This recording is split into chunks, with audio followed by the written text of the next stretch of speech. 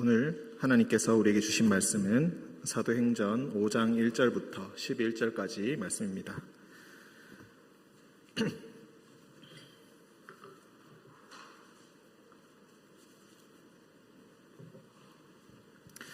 사도행전 5장 1절부터 11절까지 말씀, 우리 교독으로 읽고 11절은 한 목소리로 함께 읽도록 하겠습니다.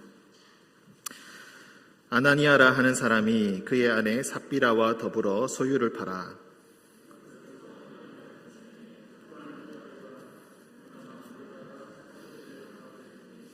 베드로가 이르되 아나니아야, 어찌하여 사탄이 내 마음에 가득하여 내가 성령을 속이고 땅값 얼마를 감추었느냐?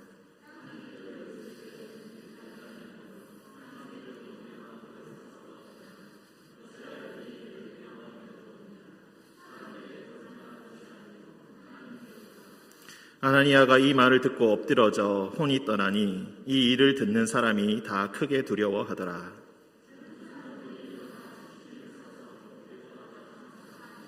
세 시간쯤 지나 그의 아내가 그 일어난 일을 알지 못하고 들어오니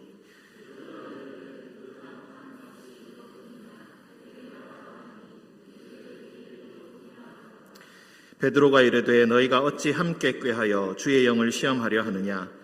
보라, 내 남편을 장사하고 오는 사람들의 발이 문 앞에 이르렀으니 또 너를 메어 내가리라 하니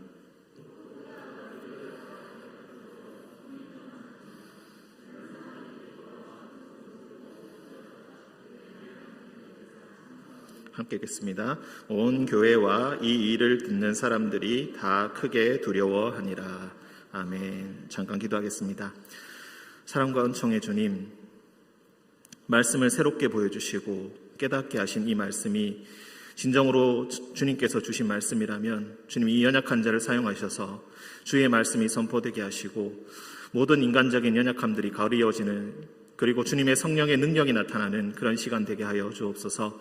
오직 주님의 말씀이 우리 마음을 사로잡고 주님의 성령이 우리를 뜨겁게 하며 주님께서 함께 하심이 우리를 변화시키는 놀라운 주님의 역사를 함께 경험하는 시간 되게 하여 주옵소서.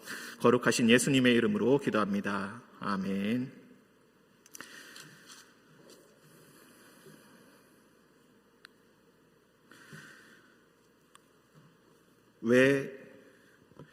도대체 왜 아나니아와 삽비라는 죽음을 당해야 했을까요? 아주 간단한 질문입니다. 왜 이 사람들에게는 한 번의 회개의 기회도 없이 바로 그 자리에 넘어져서 고꾸라져서 이런 비참한 죽음을 당해야만 했을까요? 남편뿐만이 아니라 왜 아내까지도 이런 죽음을 당해야 했을까요? 용서함을 받고 회개하고 모든 이들에게 죄를 고백하고 그렇게 했다면은 더욱더 은혜가 넘쳤을 터인데,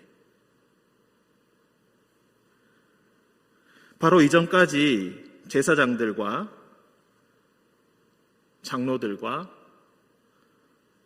고위 사람들에게 온갖 핍박을 당하면서 감옥에 갇혀 있었는데 나오자마자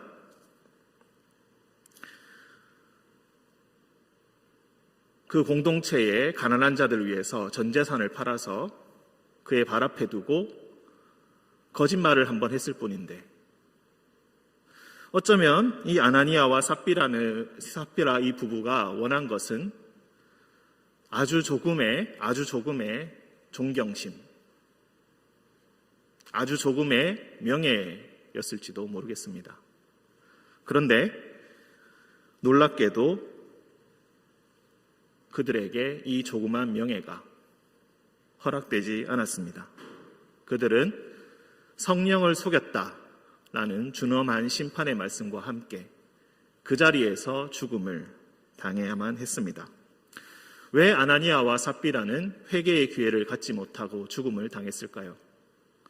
성경은 거기에 대해서 전혀 대답하지 않습니다. 그저 우리가 알 수 있는 것은 하나님께서 그렇게 하셨다. 하지만 우리는 말씀을 읽을 때마다, 이 말씀을 읽을 때마다 마음에 언짢은 부분이 생기는 것이 사실입니다. 왜 사랑이 아니고 왜 죽음일까? 왜 용서가 아니고 왜 처벌일까? 왜 심판이 임해야만 하는가? 우리는 우리 자신의 증오와 그리고 화, 그리고 분노는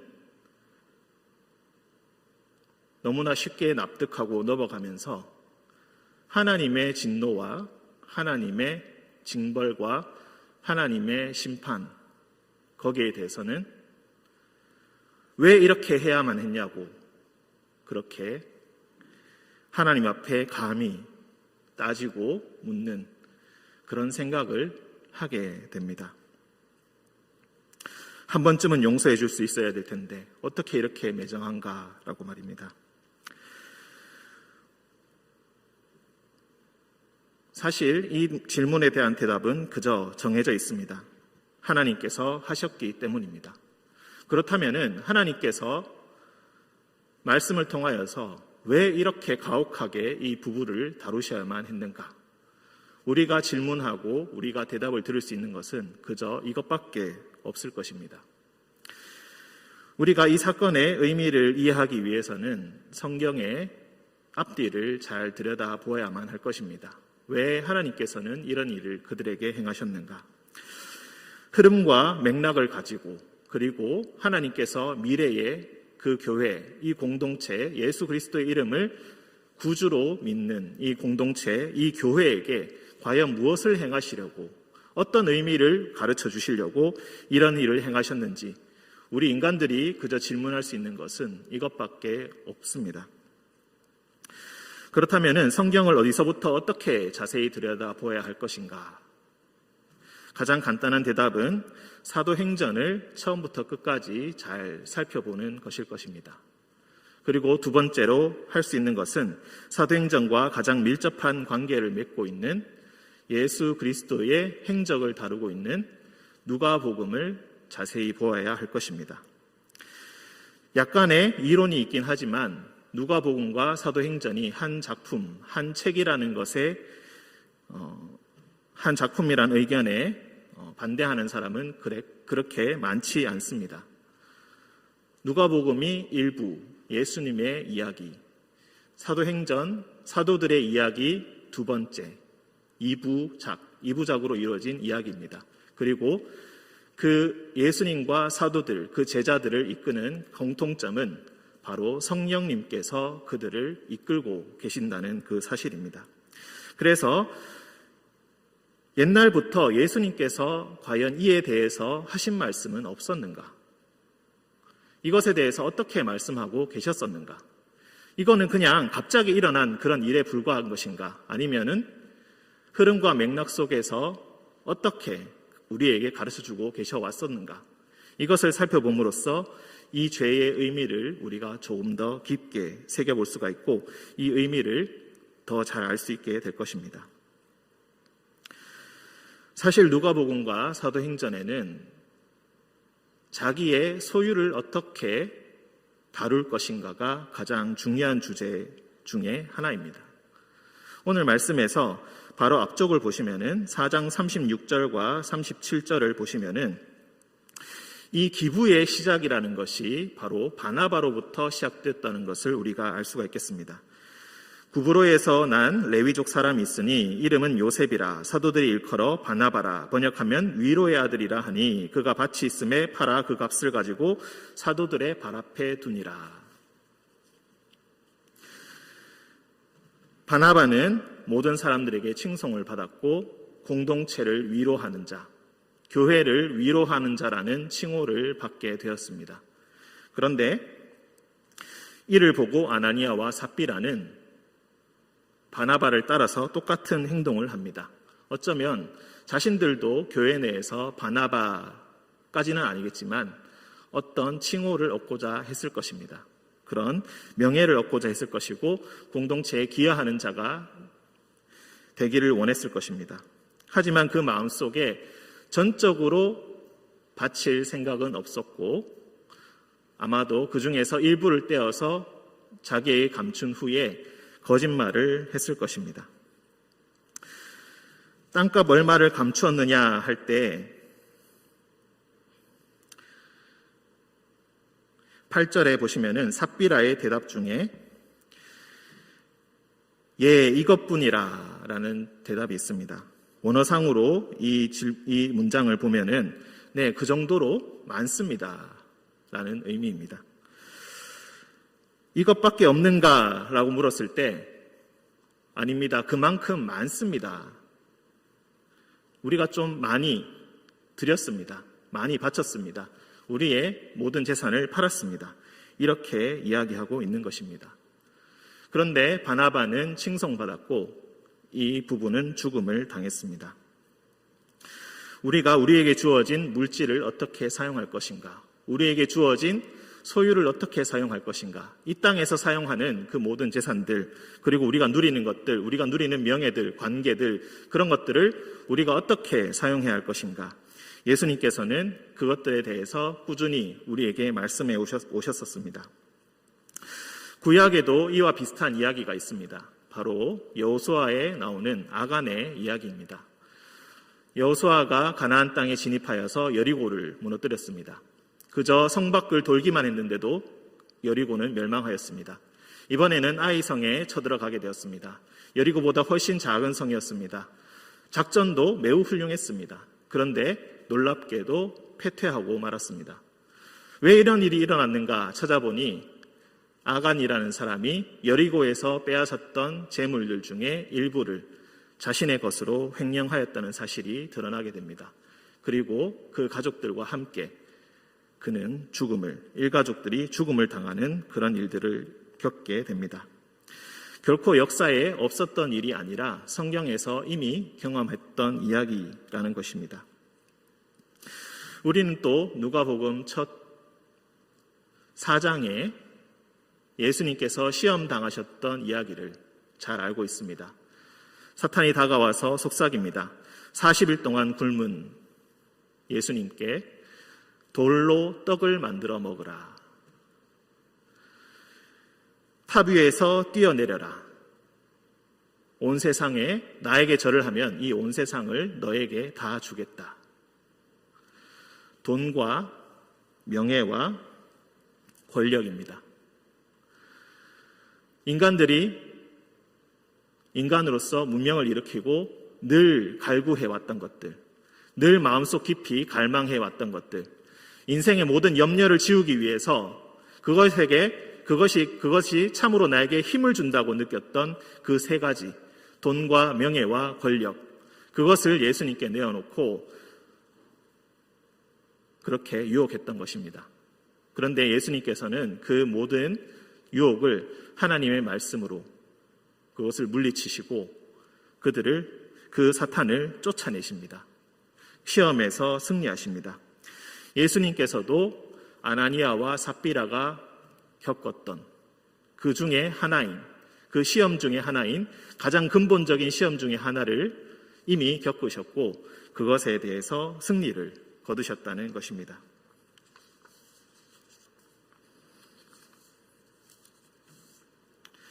그런데 누가복음에서 말씀하고 있는 것은 그저 돈과 명예와 권력뿐만이 아니라 우리의 소유에 대해서 좀 더 근본적으로 우리를 들여다봅니다. 그것은 세 가지가 아니라 알고 보면 하나라는 것입니다. 우리가 말씀 한 군데만 찾아보도록 하겠습니다. 누가복음 16장 14절, 15절.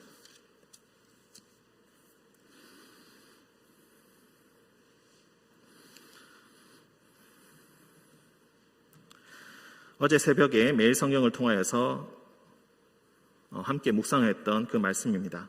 바리새인들은 돈을 좋아하는 자들이라. 이 모든 것을 듣고 비웃거늘. 15절 함께 읽겠습니다.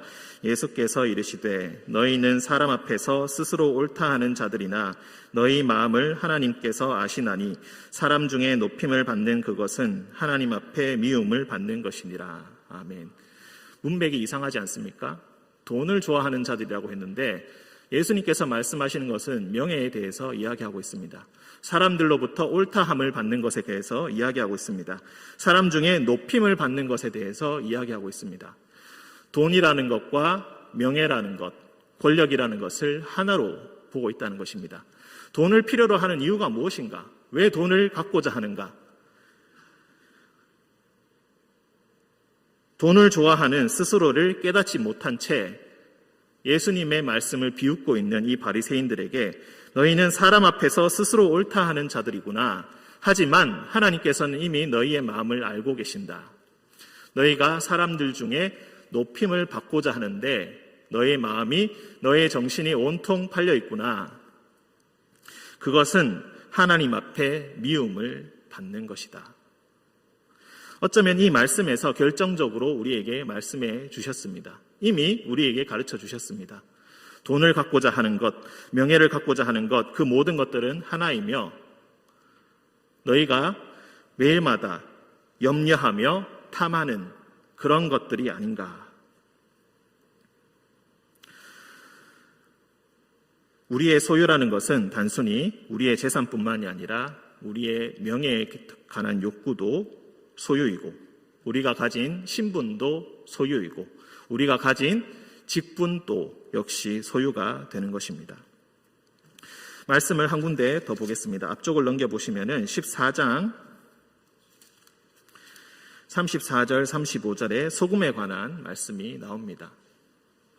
소금이라는 것이 우리는 마태복음의 말씀에 따라서 늘 좋은 것으로만 해석하려고 합니다.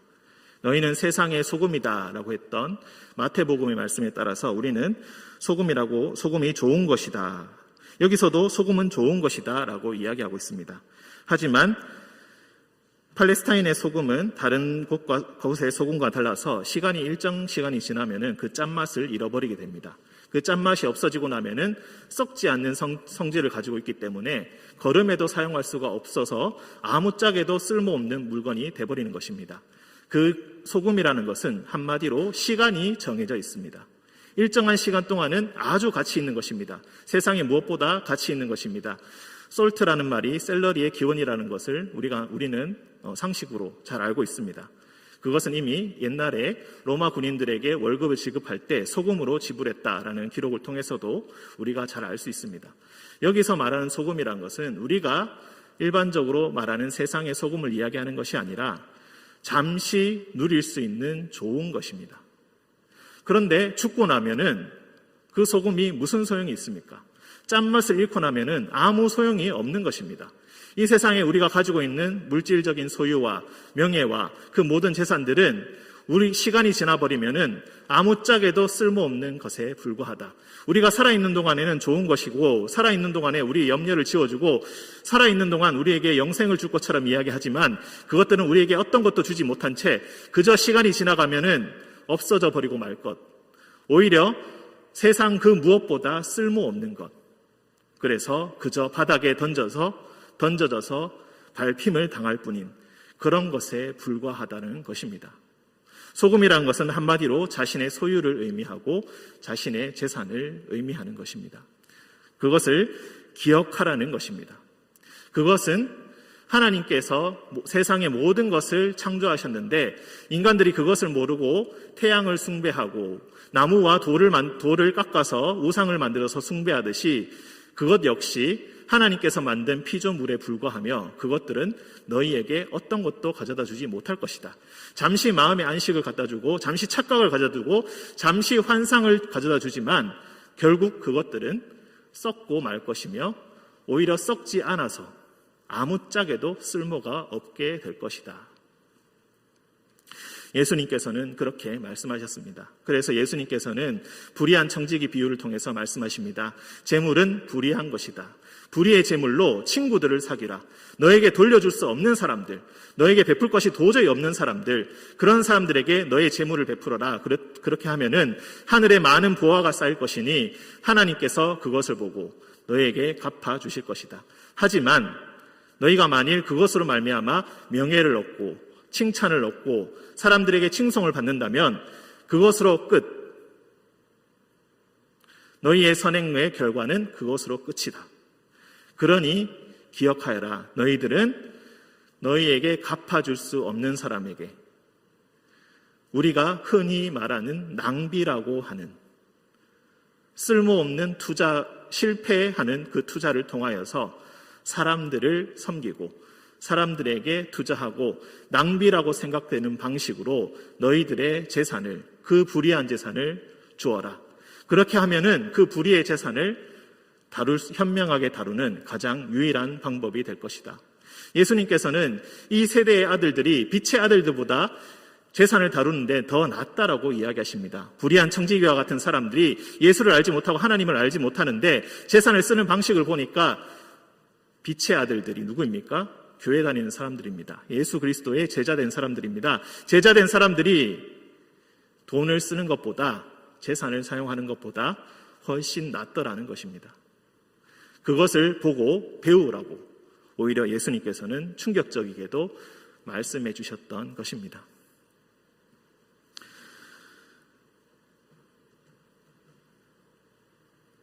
이렇게 바리새인들과 그리고 제사장들은 돈과 명예를 탐하였고 성전을 통하여서 막대한 이득을 취하였습니다. 그리고 실제로 예수님의 경고 이후 40년이 지나서 그들은 나라가 다시 한번 멸망당하는 참극을 경험하게 됩니다. 왕궁이 불타고 성전이 불타고 예루살렘 전체가 살육의 역사를 당하게 되는 그런 일들을 실제로 경험하게 되었던 것입니다. 이들은 자신이 하나님 앞에서 옳다함을 받는 자들이라고 자부하였지만 40년이 지난 그 끝은 멸망이었고 죽음이었습니다. 역사가 실제로 우리에게 그것을 가르쳐주고 있다는 것입니다. 그래서 예수님께서는, 그리고 하나님께서는 이 아나니아와 삽비라를 통해서 우리에게 분명히 보여주고 계신 것입니다. 그렇게 하면 아나니아와 삽비라만 죽는 것이 아니라 너희 모두가 죽는다. 너희 공동체가 죽는다. 교회가 죽는다. 조직이 유지되고 돈이 있으면 조직이 유지되고 명예를 통하여서 사람들을 불러들이면은 조직은 유지될 수 있겠지만 그 속에 성령은 없을 것이다.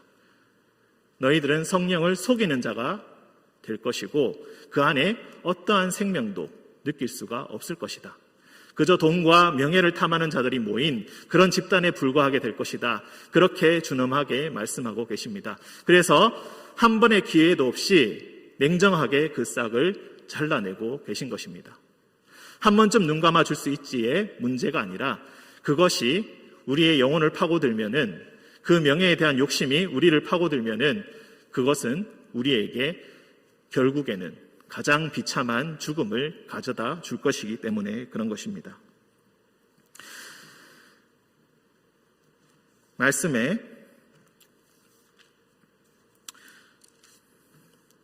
5장 5절에 보시면은 아나니아가 이 말을 듣고 엎드러져 혼이 떠났다라는 말씀을 합니다. 그리고 10절에서도 삽비라 역시 발에 엎드러져 혼이 떠났다라는 말이 나옵니다. 그런데 이 혼이 떠났다라는 단어가 참 독특한 단어입니다. 왜냐하면 신약 성경 전체에서 이 단어가 3번밖에 나오지 않기 때문입니다. 여기서 벌써 2번이 나왔습니다. 나머지 1번이 더 있습니다. 똑같은 단어로 죽음을 당했습니다. 그 사람이 누구냐면은 말씀을 더 찾아보겠습니다. 12장 23절. 사도행전 12장 23절입니다. 헤롯이 영광을 하나님께로 돌리지 아니하므로 주의 사자가 고치니 벌레에게 먹혀 죽으니라. 여기서 이 죽는다라는 단어가 똑같이 에크푸시코라는 단어입니다. 우리는 한 번쯤은 들어봤을 것입니다. 푸시케라는 단어가 생명을 의미한다, 영혼을 의미한다, 이런 말들을 들어봤을 것입니다. 영혼이 밖으로 나간다라는 동사입니다. 그야말로 성경에서 잘 번역하였습니다. 혼이 떠나갔다, 생명이 떠나갔다. 그에게 더 이상 생명이 남아있지 않다. 하나님께서 태초에 사람을 창조하실 때 생명을 그 코에 불어넣어 주셨던 그 생명이 그 사람에게서 떠나가게 되었다. 우리는 성경의 한 단어 한 단어의 사용도 결코 허투루 사용된 것이 없다고 믿는 사람들입니다. 아나니아와 삽비라와 헤롯의 죽음은 사도행전에서 똑같이 취급당하고 있습니다. 교회 안에 있는 사람과 가장 교만한 사람 헤롯 왕, 자신이 신의 아들이라 부르짖던 그 헤롯 왕의 죽음을 지금 똑같이 취급하고 있는 것입니다. 심지어 벌레에게 먹혀서 혼이 떠났다라고 이야기합니다. 벌레에게 먹혔다는 것이 무슨 말인지 잘 모르겠습니다. 하지만 우리가 알 수 있는 것이 한 가지 있습니다. 소유를 탐하고 신의 아들이라 명예를 탐하는 그 자에게 벌레가 먹혀서 그 속에서부터 그 영혼으로부터 벌레가 먹혀서 결국에는 죽음에 이르게 되었다. 하나님의 자리를 탐하고 하나님의 자리에 앉으려고 했던 그 자가 똑같이 아나니아와 삽비라의 그 죽음과 똑같이 말씀에서 다루어지고 있다는 것입니다. 이 말씀이 얼마나 무서운 말씀입니까? 우리 속에 거짓이 있다면은, 우리 속에 거짓 우상이 자라나고 있다면은 하나님께서는 교회 안에 있든지 교회 밖에 있든지 똑같이 심판하신다고 말씀하고 계십니다. 우리는 내일부터 특별 새벽 기도회를 시작합니다. 우리는 함께 모여서 이 자리에 모여서 6일 동안 하나님의 회복을 기도하고 갈망하게 될 것입니다. 하지만 우리가 여호와께 돌아가기 그 전에 우리가 우리 마음속에 혹시라도 거짓 우상을 키우고 있다면 하나님께 드리는 기도의 제목이 돈을 주십시오, 명예를 주십시오, 권력을 주십시오, 나에게 말고 나의 자녀들에게라도 그렇게 주십시오.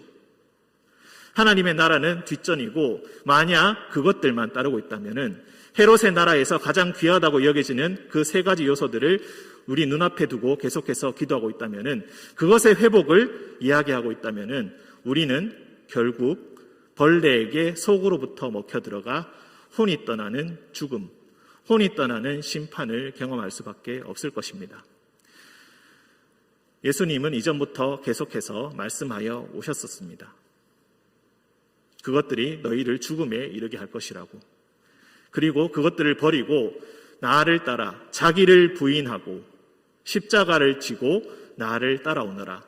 거기에 참 생명이 있게 될 것이다. 너희는 영생을 얻게 될 것이다. 너희는 안식을 얻게 될 것이다.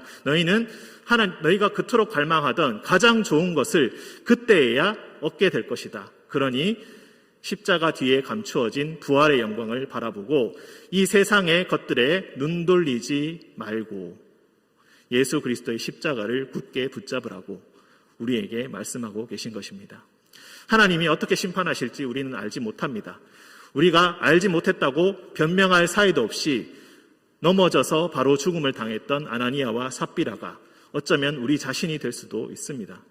그렇기 때문에 우리는 한 예수 그리스도의 말씀을 계속해서 들어왔던 사람들, 제자라고 예수 그리스도를 따르는 제자라고 교회의 일원이라고 자부해왔던 사람으로서 그런 것들을 마음속에서 그 거짓 우상들을 사망 선고를 이미 받아들인 거짓 우상들을 내쫓지 못한다면 우리 역시 똑같은 일들을 당하게 될 것입니다. 우리 가운데 진정한 회복이 있기를 원합니다. 하나님의 회복은 하나님의 뜻이 있지 않으면 불가능하고 거짓 우상들을 버리지 않는다면 도저히 불가능할 것입니다. 우리가 은혜를 구하기 전에 먼저 우리가 버려야 할 것들을 생각하는 그런 시간 되시기를 간절히 축원드립니다. 함께 기도하겠습니다. 사랑과 은총의 주님, 우리의 연약함을 용서하여 주옵소서. 우리의 부족함을 용서하여 주옵소서. 우리는 우리가 무엇을 원하는지도 우리가 무엇을 하는지도 알지 못하는 자들입니다. 주님, 영안을 밝혀 주님 말씀을 통하여서 주님의 뜻을 알게 하여 주시고 주님께서 진정으로 우리에게 주시고자 하는 가장 좋은 것들을 받아들이게 하시고 그 말씀을 통하여서 진정한 회복을 경험하는, 진정한 생명을 회복하는 우리 모두가 되게 하여 주시고 의린교회가 되게 하여 주시고 이 나라가 되게 하여 주옵소서. 거룩하신 예수님의 이름으로 기도합니다. 아멘.